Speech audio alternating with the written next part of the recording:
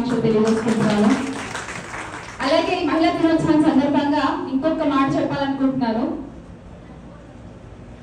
మహిళల కోసం నిరంతరం ఆలోచిస్తూ నిరంతరం తపన పడుతూ అధికారంలోకి వచ్చిన 21 నెలల్లోనే 80,000 కోట్లు మహిళల కోసం కేటాయించి మహిళలకి ఇళ్ల పట్టాలు ఇచ్చి మహిళలకి ఆసరా ఇచ్చి మహిళలకి అమ్మఒడి అంటూ ధైర్యాన్ని ఇచ్చి ఒక గొప్ప వ్యక్తిగా ఒక గొప్ప నాయకుడిగా నిలబడి ప్రతి మహిళని ఒక అక్కగా చెల్లిగా అవ్వగా ఇలా ముద్దుగా కుటుంబ సభ్యులుగా పిలుచుకుంటూ నేనున్నా మీకు అని ధైర్యాన్ని ఇచ్చి ప్రతి మహిళ బయటకు వచ్చి పనిచేయడానికి ఒక అనుకూలమైన వాతావరణాన్ని క్రియేట్ చేసి సేఫ్టీ కోసం దిశ అనేటువంటి యాప్లను తీసుకొచ్చి చట్టాలు తీసుకోవడానికి ప్రయత్నం చేసి ఇలా పోరాడినటువంటి వైఎస్ జగన్మోహన్ రెడ్డి గారి చెల్లిగా ఉండడానికి కూడా ఈరోజు నేను చాలా గర్వపడుతున్నాను.